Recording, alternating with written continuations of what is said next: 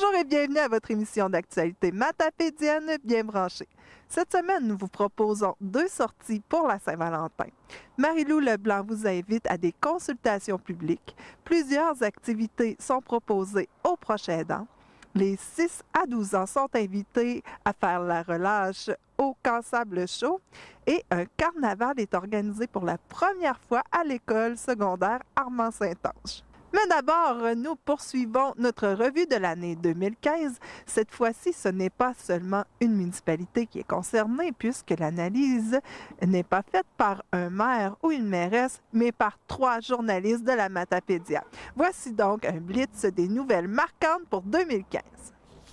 Je suis en compagnie de David Drapeau, journaliste à Rouge FM, et puis je suis aussi en compagnie de Jean-Philippe Langlais. C'est en plein ça. On se connaît un peu moins, hein? Puis toi, tu es journaliste. Puis est-ce que tu as un autre titre aussi pour le journal? Journaliste à l'avant-poste, oui. Oui, c'est déjà assez, hein? Oh, c'est beaucoup de travail déjà.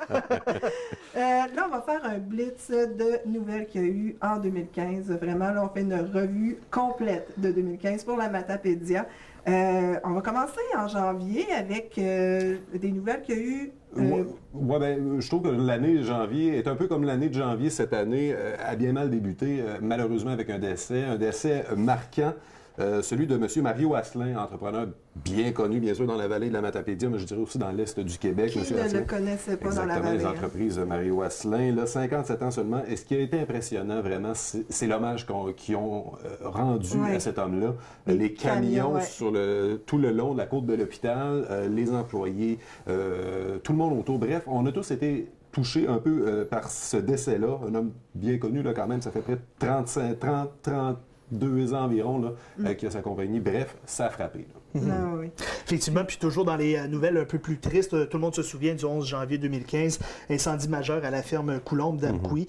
Plus de la moitié du troupeau de 200 vaches qui a été décimé dans cet incendie-là. Ouais. Et je pense que ça a affecté, ça a beaucoup frappé l'imaginaire des Matapédiens, cette histoire-là. Donc, quand même, on a su se rétablir de cet événement-là. Donc, triste nouvelle, mais sur une note peut-être un peu plus joyeuse ou un peu plus légère, tout le monde de la Matapédia avait les yeux rivés sur David Paradis qui prenait part à La Voix. On s'en souvient l'an passé. Il faisait partie de l'équipe de Marc Dupré. Puis La Voix, je pense qu'il y a eu beaucoup d'auditeurs ou plutôt de téléspectateurs matapédiens l'an passé. Oui, il devait y avoir une montée dans la Matapédia. Et d'ailleurs, selon ce que j'ai pu comprendre, il y aurait peut-être des idées d'albums qui sortiraient sous peu. C'est peut-être plus que des idées. C'est probablement plus que des idées. Le cas, ça, on ne le sait pas encore. Bref. Oui. Ensuite, en janvier, y avait-tu autre chose pour votre part? Oui, il y a la fameuse correction de la courbe en S, tout près, en face de la cantine La Paysanne à Val-Brillant. Ça a été problématique. Exactement.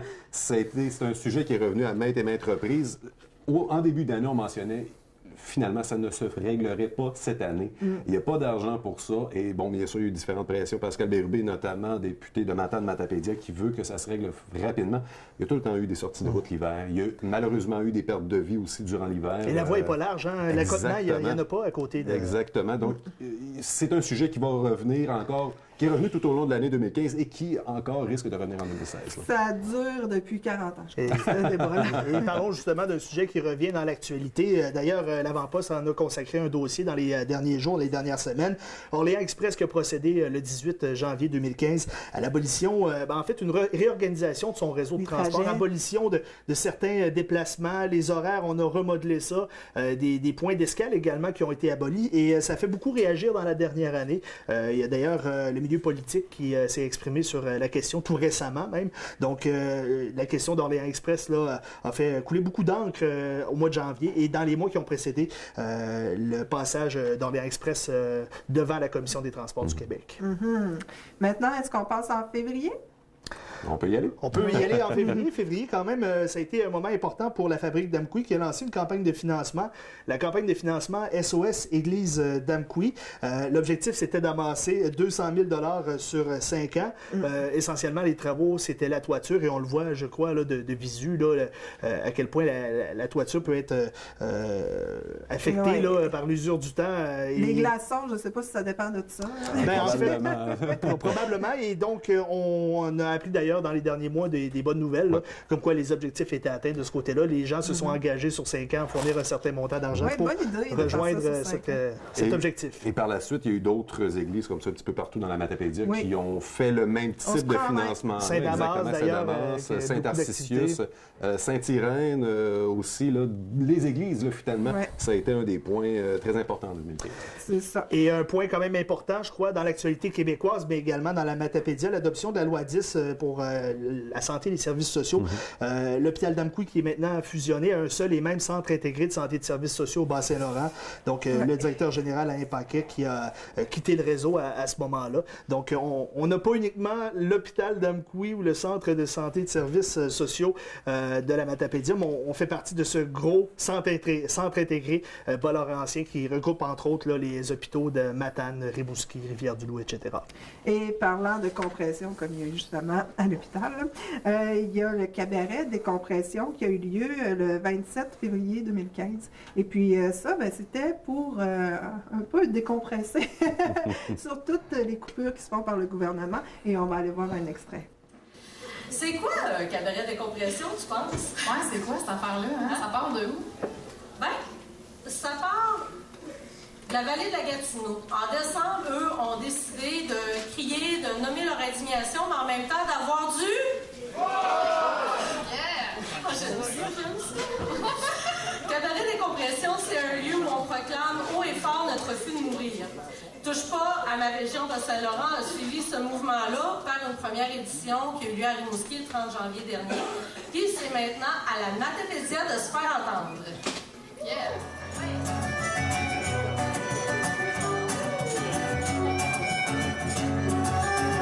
Vamos dejarse aburrir aplastar nuestra vida, nuestro camino para un gobierno o para dinero.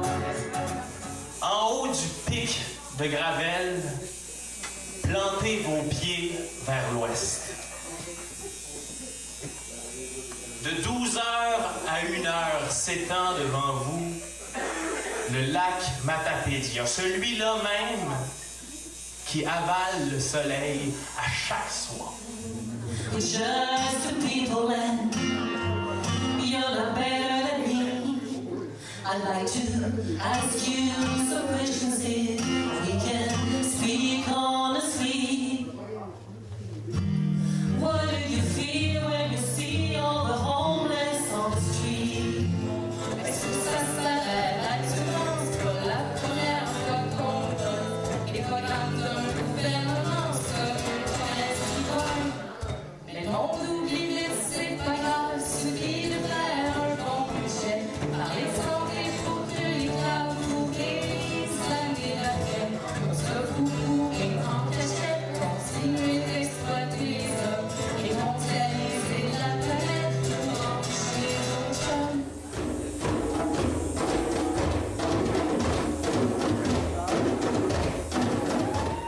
Le pays élu gouverne à sa façon, notre sens, nos aspirations, nos valeurs, ce qu'on voulait, je pense. Oui, j'en ai vaincu, et sans transparence, ils nous gouvernent. C'est le pouvoir des corporations qui mène, pour le gouvernement, il faut pas s'installer, c'est l'argent qui l'amène, c'est pas évident, financier en portant, dans ces campagnes, le financement, quand il fait la une, descend le brûle, il est pas au courant. On poursuit avec le mois de mars. Il y a eu l'éco-territoire, je pense, qui a fait jaser beaucoup. Hein? Oui, effectivement, la MRC de la Matapédia qui va de l'avant avec l'éco-territoire habité de la Matapédia. C'est quand même un gros projet collectif. Oui. On se donne une vision sur plusieurs années, une vision de développement durable, entre autres. Il y a des grandes adoptions qui ont été adoptées, qui ont été ciblées par la MRC de la Matapédia.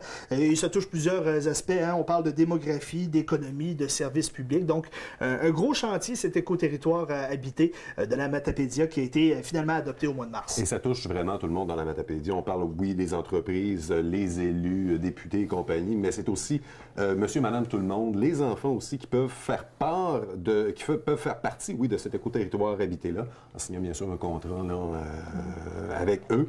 Bien sûr, on l'a mentionné, c'est un très, très gros dossier, très épluché, très étoffé, mais fort intéressant pour le développement. Là. Effectivement. Puis peut-être là, un petit peu d'actualité municipale. Amqui, le dossier du Linwood qui a quand même fait beaucoup jaser. Amqui avait démontré son intention de vendre le wagon Linwood. Mais c'est ça, il nécessite quand même beaucoup de travaux, à peu près pour 800 000 $ en travaux pour le remettre en état. Et toujours en actualité municipale, Amqui, le fameux dossier de l'Agora d'Amqui au parc Pierre et Maurice Gagné qui a été contesté par moment. Donc, l'Agora qui a été construit finalement. On le voit très bien en se promenant à côté du parc. D'ailleurs, qui est très fort impressionnant, je dois dire. Oui, on le remarque. Je me rappelais lorsque j'allais courir et je restais impressionné par la grosseur de ça. C'est même de très, très loin de la rue de Saint-Benoît, on le voit. Ça il reste juste à mettre des artistes là-dessus pour en apprécier vraiment le contenu l'été prochain. En mars aussi, il y avait eu la remise en question du marché public matapédien et je laisse mon collègue en parler à l'intérieur d'un extrait qu'on a. On peut regarder ça. Pourquoi alors est-ce que vous remettez la pertinence du marché public en 2015? Bien, il faut comprendre qu'au début, quand le projet a démarré de marché public, il y avait un engouement un peu partout au Québec pour les marchés publics. Et puis, dans la vallée aussi, il y avait un engouement. Il y avait un noyau de producteurs et de transformateurs alimentaires autour de l'organisation qui a fait qu'on était jusqu'à 14 producteurs la première année à se retrouver sous les tentes rouges le dimanche pour tenir le marché public. Et puis, au fil des années, on a perdu des joueurs au travers de ça. Il y a des producteurs qui ont arrêté leurs activités, tout simplement. Il y en a d'autres qui ont ouvert boutique, qui ont pignon sur rue, sont ouverts les dimanches, donc ils ne se déplacent plus forcément au marché public matapédien. Ce qui fait qu'on en est rendu à avoir un noyau dur là, de 4 ou 5 producteurs autour du marché public. Il y a un de ces producteurs-là, entre autres, le producteur maraîcher de la Matapédia, le potager enchanté, qui parle de suspendre sa production commerciale en 2015. Et puis, si un marché public n'a pas de producteur maraîcher de la région, ça a tout un impact sur le marché parce qu'on voit toute la différence. Quand les légumes frais arrivent au marché public, la clientèle vient beaucoup plus. Dans le fond, les gens viennent pour chercher du frais. S'il n'y a plus de frais, puis on est obligé de faire venir, essayer d'aller chercher des producteurs de l'extérieur pour venir combler cette lacune-là. Est-ce que le marché matapédien qui veut offrir des produits de la Matapédia à la clientèle matapédienne, est-ce qu'il y a encore lieu d'être? C'est là la question qui est à poser, puis qu'on va poser aux gens lors de notre prochaine Assemblée générale annuelle. Maintenant, on est en avril. Il y a eu le Salon des mots qui a marqué beaucoup le mois d'avril, évidemment. Le Salon des mots qui a été quand même un très grand succès, on doit le dire. Hein? Puis il y a beaucoup de gens qui sont impliqués à cette activité-là qui se déroulait à Sébec. 5e présentation en 2015. On revient avec également un Salon des mots très bientôt, toujours à Sébec. C'était quand même plus de 2000 personnes qui ont participé à ce Salon des mots 2015. Beaucoup d'activités. Jocelyne Cazin qui faisait partie des invités de marque parce que des auteurs, il y en avait beaucoup. Il y a des gros noms également de la littérature et même plus. Donc, le Salon des mots qui est plus qu'un rendez-vous littéraire, c'est vraiment un rendez-vous culturel dans la Matapédia. Et je le rappelle, ça revient très bientôt à Sébec. Et les auteurs aiment ce salon de façon d'amour inconditionnel, je dois dire, pour avoir discuté avec quelques-uns. Pour ceux qui c'est la première fois, indiquent qu'ils veulent revenir. Pour ceux qui sont là depuis 3, 4, 5 ans, ils sont là et ils adorent l'endroit. Justement, peut-être parce que c'est un peu plus intergénérationnel, si on veut. C'est un des points, d'ailleurs, que le salon avait amené, faire quelque chose avec toutes les générations, les plus jeunes comme les plus vieux. C'est tout pour la même passion aussi, c'est ça qui arrive. Il y a aussi le chemin de Saint-Rémy qu'on a parlé, nous autres, dans une entrevue. Puis, je vous laisse regarder ça. La conclusion favorable du projet pilote qui a engagé 19 villages sur les 56. Il faut dire que le chemin de Saint-Rémy compte 56 villages. Alors, le projet pilote s'est tenu sur 19 municipalités. On veut en même temps agrandir le projet pilote à l'ensemble du chemin. L'idée est que beaucoup de gens nous demandent, c'est qui les villages qui font partie du chemin? C'est quoi le tracé? Puis il y a comme une espèce de marché noir actuellement là, pour essayer de trouver la route du chemin de Saint-Rémy. Et là, nous, on veut le faire dans les bonnes façons. Puis notre façon à nous autres, ça a toujours été de le marcher. Puis à l'automne, il y a une madame qui est arrivée un soir et elle a dit « Hey, connaissez-vous l'adage « Jamais 203 » Je fais « Ah non! » Dis-moi pas. Mais finalement, c'est notre façon de faire. Hein? Fait que on va l'essayer. Fait que du 24 mai au 4 juillet, il faut dire qu'on va être dans la région de la Matapédia à partir du 30 juin. 30 juin, 1er juillet jusqu'au 4 juillet. On aura un village par jour. Là, il y en a 5 qui comptent dans la Matapédia. Et cette marche-là, on ne sera pas tout seul. On va être accompagné exclusivement par les pionniers à Vie du chemin. On va donner ce premier droit-là à nos pionniers, de dire hey, venez donc marcher votre kilomètre avec nous autres pour quelques jours. Et en même temps, bien, ça va faire en sorte de roder les villages à accueillir. Ça ressemble à quoi? C'est quoi mes difficultés? Ou c'est quoi les belles choses que je vais avoir découvertes? Et là, avant l'ouverture officielle. Ou l'ouverture officielle, bien, les gens vont partir avec leur pack-sac puis ils vont faire le chemin. Cette ouverture officielle-là, c'est à compter du 1er août. Et sachez déjà qu'il y a des gens qui sont inscrits pour faire le chemin de Saint-Rémy au complet. N'oubliez pas, nos municipalités ici, là, de Matapédia, se demandaient quand est-ce que nous, on va avoir des gens qui vont se rendre jusqu'à la fin. Hein? Ben, on vous le dit tout de suite, là. Ben, dès la fin du mois de septembre, il va y avoir des marcheurs qui vont arriver dans la vallée de la Matapédia. Là. Et pour terminer, en avril, il s'est passé quelque chose à COSAP.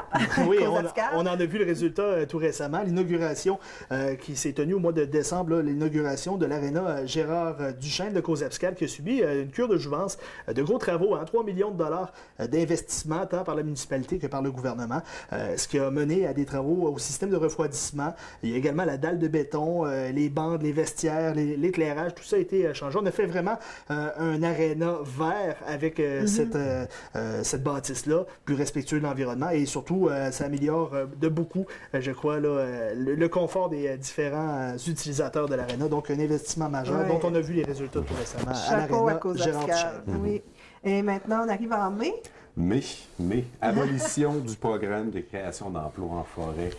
C'est un gros morceau pour le mois de mai. C'est un gros morceau, bien sûr, pour la Matapédia. On parle d'environ 200 emplois en tout.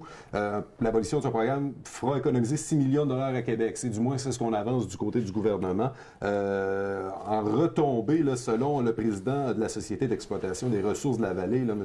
Bélanger, c'est 2,5 millions de dollars en perte seulement pour les producteurs forestiers ici présents. C'est vraiment un gros coup. Et encore une fois, on essaie de faire redorer, du moins de ramener un petit peu d'argent dans ce programme-là, parce qu'on le sait, il y a beaucoup de travailleurs forestiers dans la région. On parle, bien sûr, de la Matapédia, mais la Matanie et tout l'est du Québec aussi. Un gros morceau de partie en mai. Eh oui. Et puis, est-ce qu'il y avait d'autres choses en mai? Peut-être un petit mot pour, dans le domaine du sport, Guylain Raymond qui devient président de Hockey Bas-Saint-Laurent. Oui. C'est Matapédien. Oui, c'est ça, des grands souliers à chausser. Et donc, on doit mentionner que Guylain Raymond quand même a œuvré pendant 4 ans comme vice-président. Il succède à Richard Michaud qui occupait ce poste-là depuis déjà plusieurs années du côté de Hockey Bas-Saint-Laurent. Donc, un Matapédien à la tête de l'Association régionale de hockey. Et maintenant, on arrive en juin. Juin qui a été un mois important pour le milieu québécois. Les travaux sont lancés au nouveau centre de la petite enfance, l'Enfant Joue, qui a le bureau coordonnateur à Saint-Moïse, mais la nouvelle installation est située à Sébec. Plus de 30 places, un investissement majeur pour le milieu. Et surtout, on comprend le contexte aussi où c'est plus difficile de se trouver des places en garderie. Je peux me parler en connaissance de cause. C'est une nouvelle qui a été très attendue par le milieu. Une nouvelle qui est toujours attendue du côté d'Amqui, où on attend toujours des places qui se concrétisent du côté du CPE d'Amqui. Toujours en stand-by. C'est toujours en stand-by. Et ce que j'ai retenu, moi, en juin, c'est le remblaiement de la fosse du Cordonnier du côté de Sainte-Florence. On en a parlé ici, on en a parlé dans l'Est du Québec, mais on a parlé, bien sûr, à l'État provincial, national, vraiment. LCN qui est allé, remblayer cette partie-là pour solidifier son passage de rail, mais en même temps, qui venait abîmer plutôt cette fosse-là, qui est une fosse à saumon pour la reproduction. Bien sûr, ça fait jaser énormément. Lorsque M. Gilles Duceppe et M. Pierre-Carl Pellado sont passés dans la circonscription, ils se sont arrêtés là pour voir ça. Et puis, bien sûr, on déplorait ça. Plus tard, le CN a bien sûr s'est excusé de tout ça. Mais c'est surtout que ce soit fait sans l'accord, bien sûr, des différents organismes locaux. Il n'y a pas d'acceptabilité sociale dans le milieu avec ces travaux-là. Puis on parle quand même du remblai de la fosse avec plus de 6 000 tonnes de pierres non lavées, ce qui a beaucoup été dénoncé d'ailleurs par le milieu et les amateurs de pêche au saumon. Consultation. Mais bon, on a un petit peu l'habitude. Ensuite de ça, en juillet, quelque chose? Bien, juillet, le retour du hockey senior dans la vallée de la Matapédia, on en a fait l'annonce au cours du mois de juillet. Et également, du côté du hockey junior 2A, Cozapscal, qui a maintenant son équipe de hockey junior 2A. Et aussi, on parle de transport de train, transport de pétrole par train, qui a beaucoup fait jaser au mois de juillet avec le projet de Belle-Dune au Nouveau-Brunswick, un mouvement d'opposition par certains groupes qui ont dit, bon, et regardez, là, sur ce trajet-là, il y aura plus de 200 wagons par jour qui sillonneront la vallée de la Matapédia. Il y a certains membres de la classe politique également qui ont beaucoup réagi face à ce projet de transport de pétrole par train.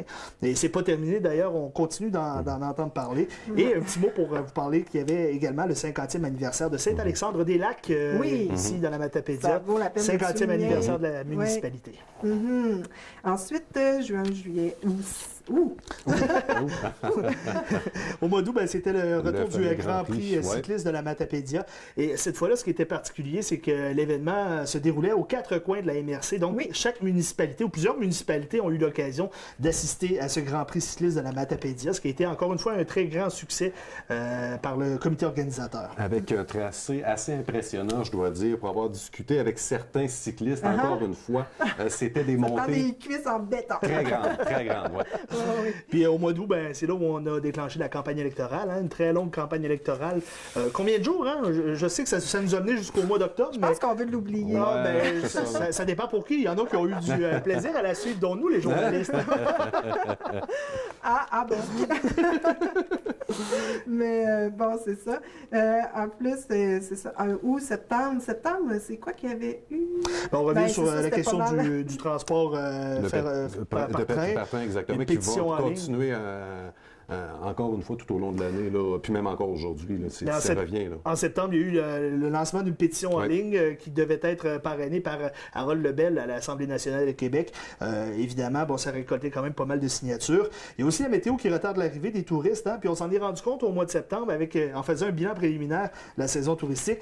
On sait que la vallée de la Matapédia, quand il fait beau, c'est plaisant, mais on s'est bien repris à la fin de la saison touristique. Donc, les touristes qui sont arrivés sur le tard ici même. Puis un petit mot également pour parler d'une simulation d'envergure aussi à Lac au Saumon. Je pense que tu y as assisté, David. Effectivement, donc, fort impressionnant. Puis c'était de voir vraiment la coordination entre chacune des unités d'urgence, autant pompiers, policiers, ambulanciers, l'hôpital, des gens de l'extérieur, le COREC, le centre d'appel d'urgence de l'Est du Québec. Bref, tout ça en coordination. Fantastique. Ça faisait des belles photos. On a des images. On a des images, on va aller voir ça. Attention. Je viens d'apprendre qu'il y a eu un accident à Lac-au-Saumon impliquant un autobus. Francis Pelletier est sur les lieux pour nous décrire la situation. Alors, Nathalie, nouvelle de dernière heure. On est présentement sur un lieu d'accident ici à Lac-au-Saumon. Ça s'est passé tout juste au coin de Saint-Edmond et de l'église, devant le dépanneur du village. Alors, vous pouvez voir derrière moi, il y a un autobus qui est impliqué dans l'accident. Il y a quelques étudiantes qui étaient dans l'autobus. Le conducteur avait l'air en très mauvais état. Et on n'en sait pas plus sur l'état de santé de ces joueurs, de ces joueuses, parce qu'on présume que c'est des joueuses de volleyball. On n'en sait pas plus sur leur état de santé. On ne peut pas révéler l'identité tout de suite non plus. Et il semble y avoir un petit peu plus loin une autre scène d'accident où est-ce que il y a un camion d'impliqué, un véhicule du CN avec des produits dangereux. Apparemment que le véhicule aurait percuté l'autobus et serait allé s'emboutir un petit peu plus loin dans les contenants dangereux. Donc pour l'instant, toute l'équipe d'incendie, du service d'incendie de la MRC de la Matapédia est sur les lieux. Et puis on sera en mesure de vous donner quelques détails un petit peu plus tard. Si ça t'intéresse, je ressors le 2 scènes d'accident. Nous autres, on est arrêtés en face du dépanneur pour la première scène. Voici maintenant Diane Bouchard qui nous explique son implication dans cet événement cette année. Diane, le 16 septembre dernier, à Lac-au-Saumon, est arrivé quelque chose d'extraordinaire, ou plutôt de vraiment effrayant. Oui, c'est un événement quand même grave, mais c'est une simulation d'accident. Puis, on ne voudrait jamais que ça arrive en autobus parce que nos étudiants, on les aime, puis, tu sais, on ne voudrait pas qu'une chose comme ça, pour un conducteur d'autobus, ça serait un véritable drame. Mais quand on travaille pour une simulation comme ça, le scénario est toujours de notre côté, c'est jamais nous qui est en tort. Mais c'est surtout pour évaluer les services d'urgence. En octobre, il y a eu de l'inquiétude pour les producteurs laitiers. Hein? Beaucoup d'inquiétudes, surtout des appréhensions face au partenariat transpacifique qui a été conclu finalement au mois d'octobre. Beaucoup d'inquiétudes donc chez les producteurs laitiers concernant le dossier de la gestion de l'offre. Il y a aussi une ouverture du marché qui a beaucoup inquiété les gens de l'industrie laitière dans la vallée de la Matapédia. D'ailleurs, les producteurs qui ont tenu une manifestation d'envergure devant les bureaux de AgroPure Naturel ici à Amqui, se sont mobilisés, entre autres, pour dénoncer l'importation de protéines laitières liquides.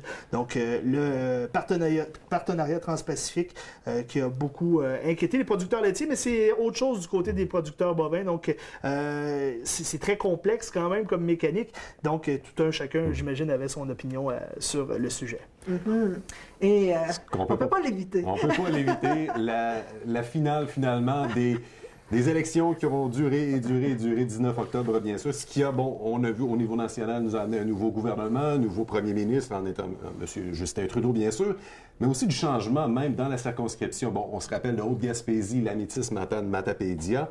À ça, c'est ajouté, on a enlevé Haute-Gaspésie, c'est ajouté Avignon dans la nouvelle circonscription. Mm-hmm. Et bien maintenant, on a un nouveau député en la personne de M. Rémi Mancé du Parti libéral. Mm-hmm. Une élection fort intéressante, je dois dire, au niveau local, au niveau ici, parce qu'on avait notamment Jean-François Fortin, ancien bloquiste, qui a claqué la porte du parti. Et chef de parti, par surcroît. Donc, on avait un candidat qui était chef de parti. Exactement, c'est ce que j'allais dire. On chef de parti avec Force et démocratie par la suite.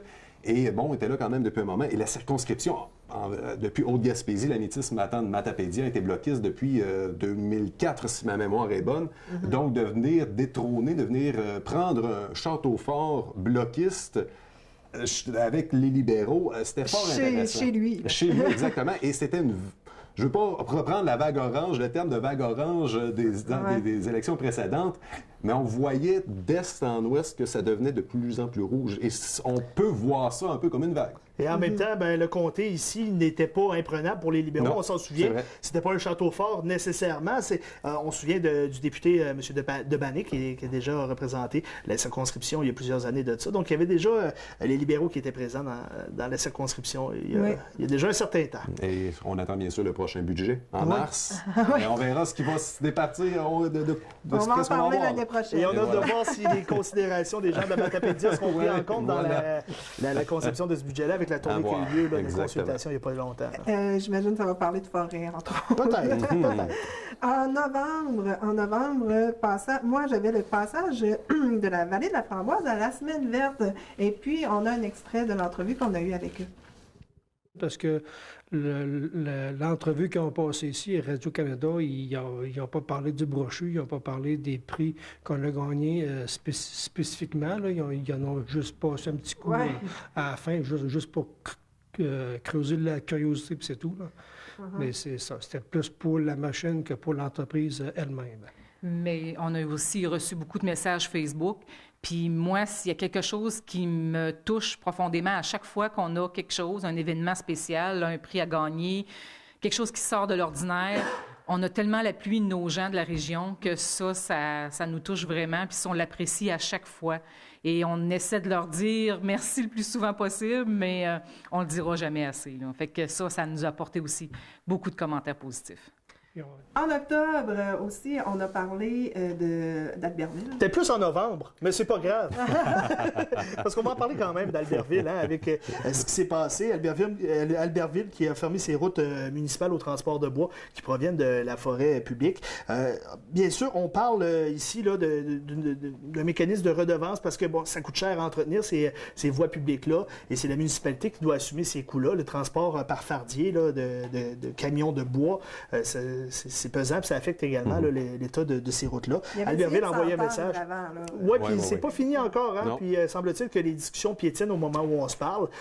Donc, un dossier qu'on continue de suivre actuellement, qui est toujours d'actualité, mais ça a pris naissance avec une résolution au mois de novembre par le conseil municipal d'Albertville d'interdire le transport de bois, qui n'est pas nécessairement respecté, justement, là, par les Ce que je peux comprendre, c'est ça, exactement. Camionneurs. Hein. Exactement. Et, bon, on parle d'Albertville ici, mais j'ai l'impression que ce dossier-là va évoluer même au niveau provincial, parce qu'il y a plusieurs petites municipalités qui ont ce problème-là, cette problématique-là, qui doivent entretenir les routes tout le temps, dû au passage répété des camions.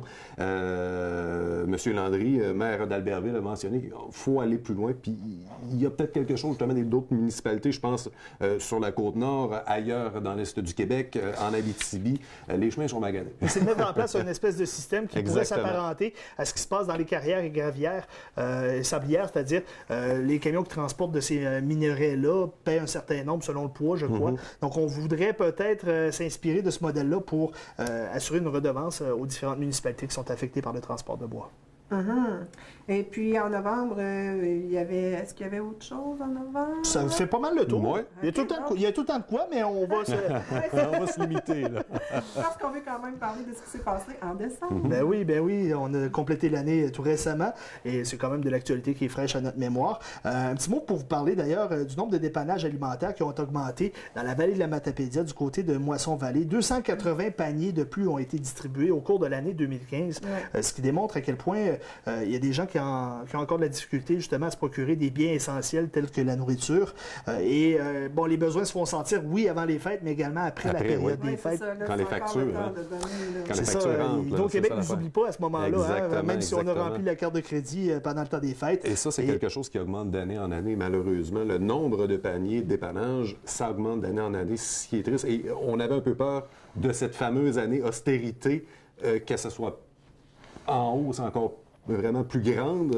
Bon, ça tient une certaine tendance, mais le fait que ça tienne une tendance, ça veut dire que ça augmente aussi. Donc, voyez. Statistiques ici, l'an passé, 1434 adultes et 654 enfants ont profité de ce service de dépannage alimentaire dans la vallée. Donc, c'est pas négligeable. Ah non. Et est-ce qu'il y avait autre chose? Je vais continuer comme ça.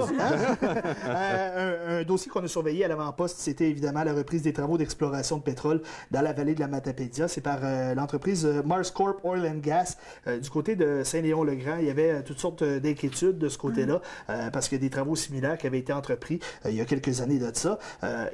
Bon, les gens regardent le dossier de très près. Semble-t-il qu'on devrait avoir peut-être des nouvelles de ces travaux préliminaires-là. C'était quand même des travaux de base. On parle d'arpentage, de relevé environnementaux aussi dans les secteurs qui étaient visés par Mars Corp Oil and Gas. Et donc, voilà, on se souvient, là, c'est frais à notre mémoire quand on parle d'exploration pétrolière dans la vallée de la Matapédia, parce qu'il y avait des résolutions qui ont été adoptées par certaines municipalités qui désiraient manifester leur opposition face à ce type de projet-là. Donc, un dossier qui est toujours en continuité, là, qui est en évolution, puis on va surveiller ça pour vous d'ici les prochains mois. Bon, alors, on a complété en un temps record déjà le tour de l'année. Ça a passé plus vite que l'année elle-même. Je pense qu'on a vraiment farfouillé de fond en comble et puis merci beaucoup à vous deux. Plaisir. Toujours un plaisir de pouvoir vous côtoyer et puis on s'en voit certainement dans d'autres dossiers. Ouais, à l'an prochain. Cupidon est de retour cette année. Il sera présent à Sébec en compagnie d'Yvan et Nicole au centre communautaire de Sébec le 13 février. Le coût des billets est de 10 $ en vente au dépanneur Berger. Réservation au 418-536-5440, poste 1407. Il sera également présent à Lac-au-Saumon et c'est 2 membres des Chevaliers de Colomb qui sont là pour vous en parler. La Saint-Valentin, ça se fête en grand avec les Chevaliers de Colomb depuis quelques années. Puis, à chaque année, c'est une famille en particulier qui est fêtée. C'est ça. Une année, c'est une famille du lac, au Saumon. L'autre année, c'est la famille de Saint-Alexandre. Parce que les Chevaliers de Colomb, ici, on a Saint-Alexandre puis le lac au Saumon, c'est ensemble. Conseil des lacs, c'est ça. Puis là, cette année, c'est qui est fêté? C'est une famille de Saint-Alexandre, Nelson Pilote. Puis là, c'est quoi qu'il va y avoir au menu exactement? Sur le menu, il va y avoir le potage au navet et au sirop d'érable avec les rose beef, suivi avec des pommes de terre et légumes, puis avec une tarte au sucre. Puis ça promet à date, là. Ça va être servi avec bar, incluant le vin. Soirée animée par Pascal Thériault. Puis là, tous les profits qui sont pour ça, là, c'est pour les Chevaliers de Colomb. Hein. Oui, c'est pour donner à des associations que... Moi, je peux dire ça, tout... C'est pour des activités des autres, pour encourager des fois d'autres organismes, j'imagine? C'est ça, des fois. Puis là, ça, c'est à quelle heure? C'est quand, puis à quelle heure exactement? C'est le 13 février. Le souper est à 6 h le soir. 18 h. On dit ça, c'est 18 h. Bon, donc, à 18 h, puis pour acheter les billets, c'est où qu'on va? Vous pouvez rejoindre Marcel à l'Auberge du Lac-aux-Saumons au 418-778-2200 ou Robert Pitt, son cellulaire, c'est 631-3999. Bon, bien parfait. Ben, on vous souhaite une belle soirée. Merci. Merci à vous. Nous sommes présentement sur la glace de la patinoire à Lac-aux-Saumons où se déroulera l'une des activités parmi bien d'autres pour le carnaval qui se prépare. Francis, il y a le carnaval à Lac-aux-Saumons qui est en train de se préparer. Peux-tu me parler de la programmation? Oui, la programmation va avoir lieu du 12 au 21 février. Notamment, il va y avoir ici le 12 février, le vendredi, une disco sur glace pour les jeunes du primaire. Donc, ça se passe en soirée. C'est très agréable. Avec des stroboscopes. Oui, exactement. La boucane, tout le kit. Après ça, entre autres, on va avoir aussi, ici même, ça passe une activité de hockey par enfant. On va avoir deux soirs, le mercredi et le lundi, de Zumba avec Sonia Smith au Centre des loisirs. Également, on va avoir un tournoi de cartes 150, communément appelé le tournoi de bœuf, le mardi. Le mercredi, les membres du club de ski de fond Mont-Climont invitent la population qui veulent bien à une randonnée nocturne dans les pistes après souper, donc le point de ralliement et le chalet du club de ski de fond. Et également, le jeudi, il y a un bingo cadeau qui est organisé généreusement par les dames de Féas. Et le vendredi, il va y avoir une randonnée en raquette. Le point de ralliement est toujours au club de ski de fond et c'est Serge Lavance et Stéphane Raymond qui organisent le tout. Et comme autre activité, on pourra nommer également une partie de soccer sur neige pour les jeunes qui va avoir lieu dans le parc où ce qui est joué habituellement sur le gazon l'été. Et le carnaval va se conclure le dimanche 21 décembre par deux activités. Une première qui se passe là, au club de 50 ans et plus. C'est le déjeuner, un déjeuner organisé par le club des Chevaliers de Colomb, de 8 h à midi. Et dans l'après-midi, au centre de loisirs, il va y avoir un concours de lip-sync organisé par la mémoire des jeunes pour les jeunes du primaire. Donc, il peut y avoir d'autres activités qui vont se rajouter, mais ça devrait être pas mal ça qui va être à la programmation. Puis, si on ne se souvient pas de toute la programmation, est-ce qu'on peut aller la consulter quelque part? Oui, on peut aller au www.lac-aux-saumons.com et à l'onglet Carnaval. Et merci beaucoup, Francis. Merci. Au revoir. La gestion des matières résiduelles concerne tout le monde et c'est pourquoi il y aura des consultations publiques prochainement dans la vallée. Marie-Lou, il y a les consultations publiques qui s'en viennent. Dis-moi, c'est quoi les consultations publiques? Oui, en fait, en 2015, la MRC a développé son plan de gestion des matières résiduelles. Donc, c'est un plan quinquennal sur 5 ans qui détermine un peu les actions que la MRC s'engage à prendre pour améliorer sa gestion des matières résiduelles.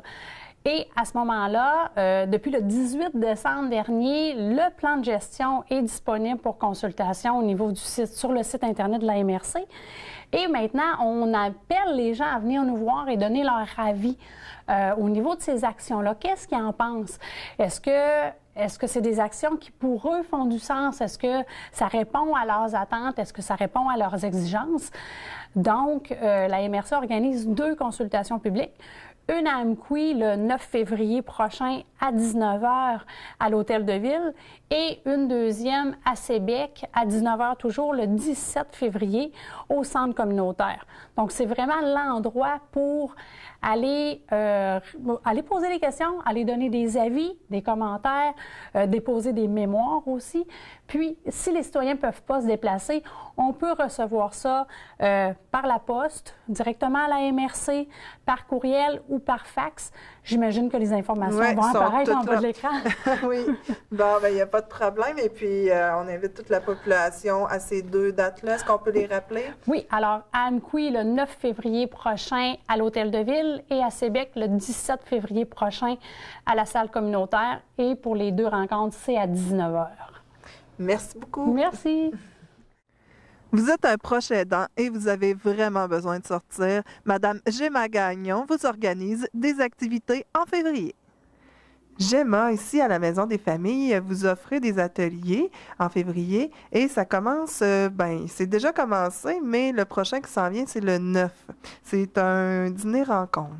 Oui, alors c'est un dîner-rencontre pour les personnes seules, les proches aidants, les personnes aînées aussi. Et ça se déroule à l'Hôtel Gagnon. Il y a de la musique, de l'animation, un tirage de prix de présence. Mais surtout, on a invité une conférencière du Centre de justice de proximité qui va parler pendant une demi-heure sur les mandats et testaments.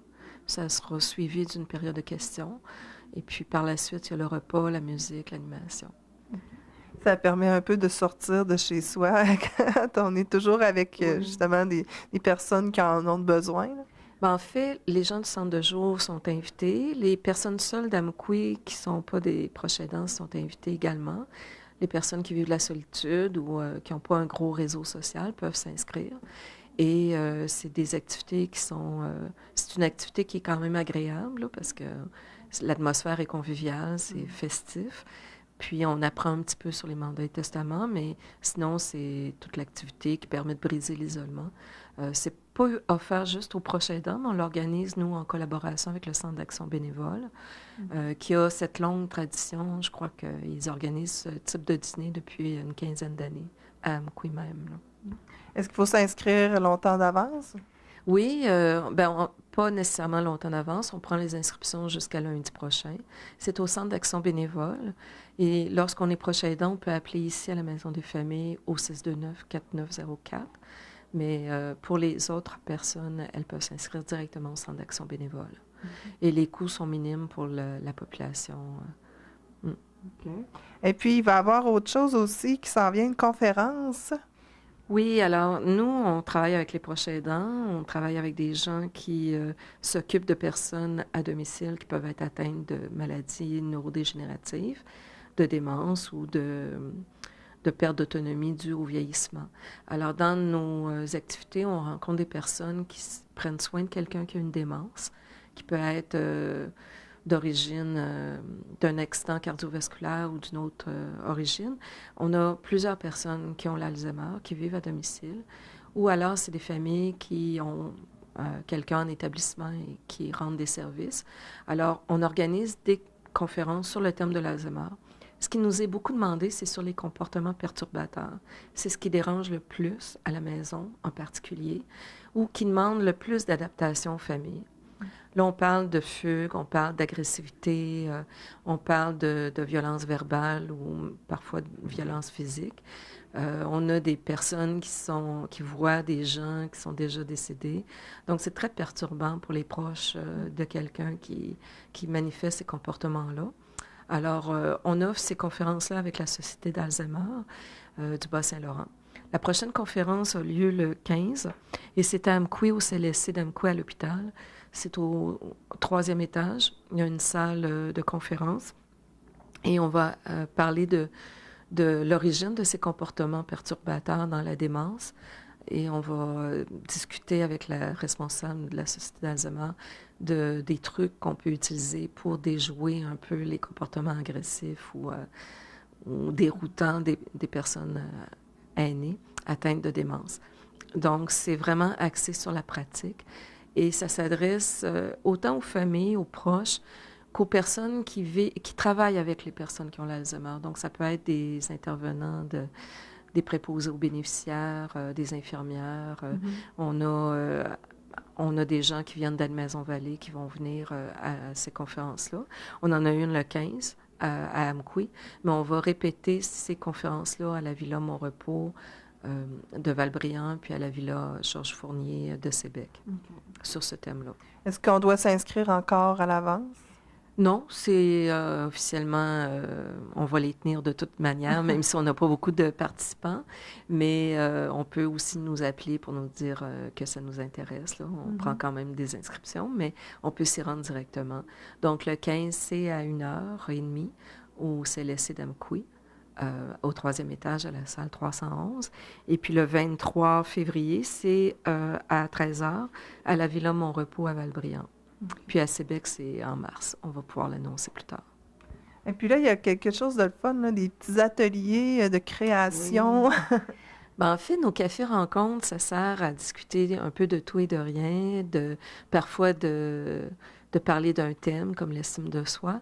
Mais il y a beaucoup de gens qui sont des aidants, mais qui n'ont pas nécessairement envie de discuter de leur situation avec d'autres personnes. Alors, on a pensé proposer des ateliers créatifs avec des petits projets simples. Les gens viennent avec leurs projets. Ça peut être réparer une chaussette ou coudre des vêtements de poupée pour leur petite fille. Ça peut être n'importe quoi, dans le fond, des collages.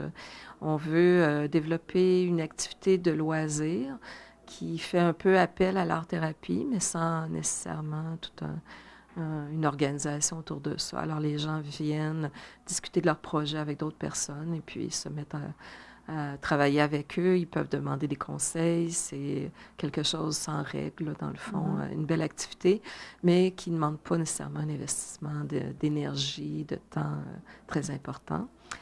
Très importante. Et puis, ça va avoir lieu pour le moment au Centre récréatif d'Amqui. On songe à chercher une salle plus adaptée parce que là, on va être au sol. Mais normalement, on devrait avoir une salle plus adaptée bientôt. Alors, c'est une durée d'à peu près 2 heures.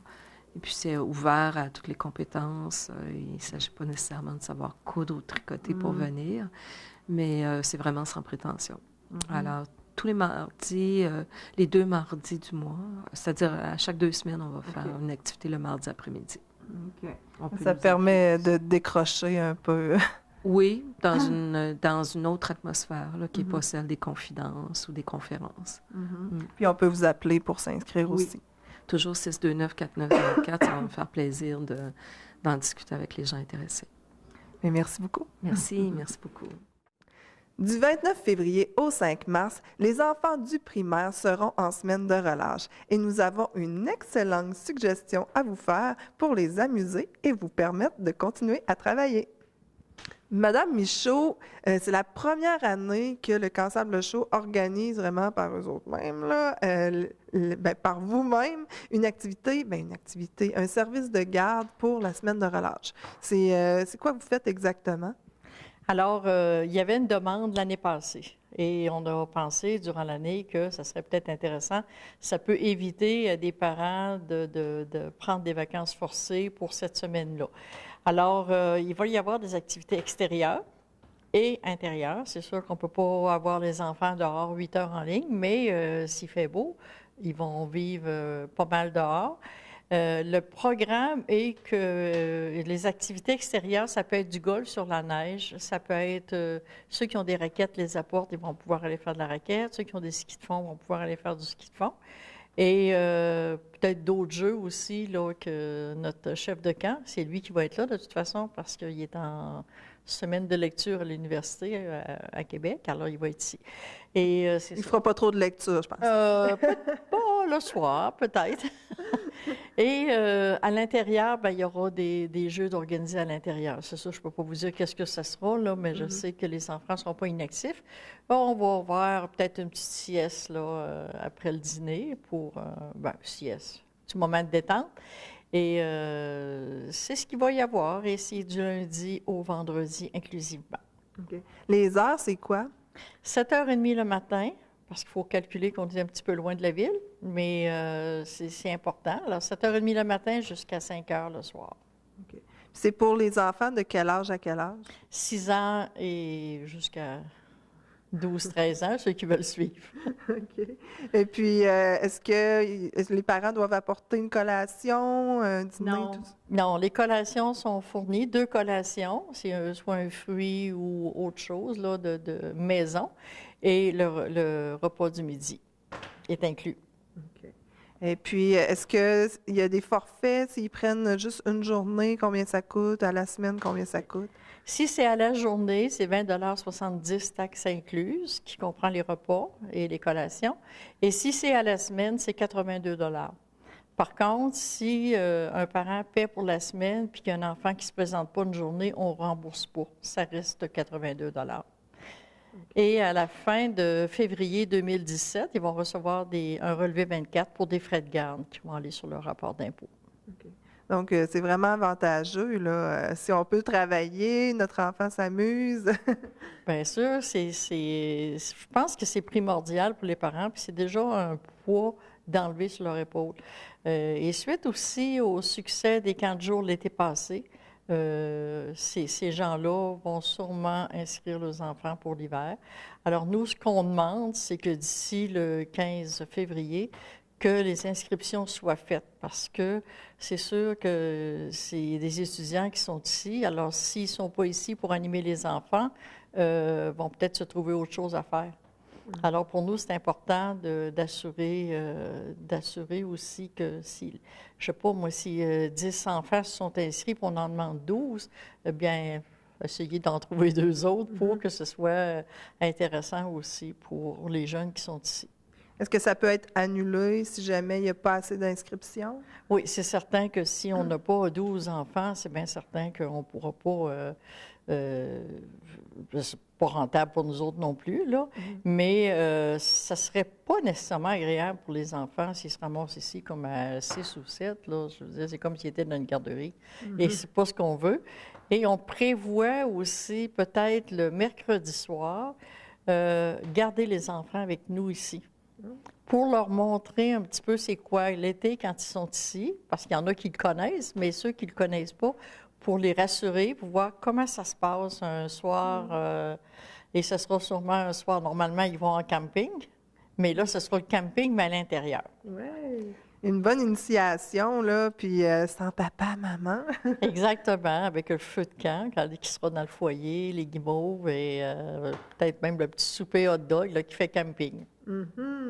Alors, puis les parents là, qui sont intéressés, là, j'ai l'impression d'en entendre, est-ce qu'ils peuvent vous contacter directement ici? Oui, absolument, au 629-3747, où ils laissent un message si on n'est pas là, parce qu'on n'est pas toujours au bureau. L'hiver, on a des heures réduites. Alors, ils laissent un message et normalement, en dedans de 48 heures, ils ont une réponse. Alors, merci beaucoup, puis amusez-vous bien. Bien, merci, puis on espère qu'il y a beaucoup de jeunes qui vont venir nous retrouver pour cette semaine-là. Nous sommes à l'école secondaire Armand-Saint-Onge, où nous rencontrons le premier ministre du Parlement étudiant qui nous présente une idée qu'il a eue pour pouvoir faire bouger les jeunes cet hiver. Jean-Michel, tu as eu une idée pour pouvoir dynamiser un peu l'hiver pour les étudiants. C'est quoi exactement? C'est tout simplement un carnaval, donc il s'appelle À l'assaut de l'hiver, écrit ASO pour Armand-Saint-Onge. Donc moi, je trouvais qu'il y avait comme un espace de temps après l'hiver, après la journée d'activité de Noël, en fait, où il n'y avait pas d'activité en tant que telle. Donc moi, je me suis dit, un carnaval au mois de février, ça serait parfait. Donc j'ai décidé de faire plusieurs activités en lien avec la thématique du carnaval.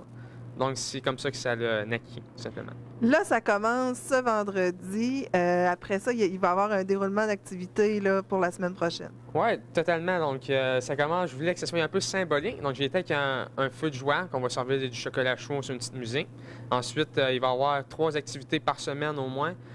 Par exemple, ça peut être course de traîneau, course de raquettes, hockey-ball. Vous voyez, un peu des activités de carnaval, tout simplement. C'est une grosse organisation. J'imagine que tu n'es pas tout seul à t'occuper de tout ça. Non, en effet, j'ai mon parlement derrière moi. Chacun a sa responsabilité, son activité, parce que si je serais seul, je m'en sortirais pas. Puis là, il y a des prix que vous aimeriez donner aux étudiants qui participent aux activités? Oui, il y a certaines entreprises en Abilene qui ont déjà donné quelques récompenses qu'on pourrait offrir. Donc, chaque gagnant d'activité va pouvoir se mériter, par exemple, des billets pour aller voir un spectacle ou une baignade à la piscine ou à Val d'Irène, tout simplement. OK. Puis là, est-ce que tu aimerais pouvoir en avoir plus? Oui, j'aimerais ça. Je pense que c'est avec ce genre d'activité-là. Puis si les entreprises de la vallée embarquent, je pense que les jeunes, ça permet aux jeunes, c'est-à-dire de renforcer leur esprit de participation. Ouais, de participation, puis d'enracinement dans la vallée aussi. OK. Et puis, s'il y a des entreprises qui veulent te donner des petits cadeaux pour les récompenses, est-ce qu'ils peuvent te rejoindre directement? Oui, directement à mon cellulaire 631-8095 ou venir ici à l'école même. Je suis toujours disponible.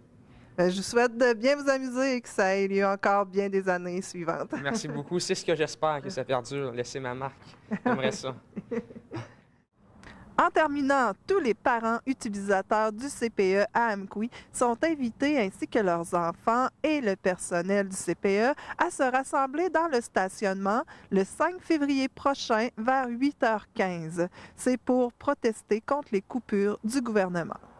Sur ce, je vous souhaite une excellente semaine et vous invite aussi à nous transmettre toutes les nouvelles que vous voulez qu'on couvre en nous appelant au 418-629-4503. Et vous pouvez également visionner toutes nos émissions sauvegardées au www.tvcmatapedia.com. À la semaine prochaine! Informatique Bar-Est assure l'entretien du parc informatique de votre TVC. Informatique Bar-Est offre un service informatique résidentiel, commercial et industriel.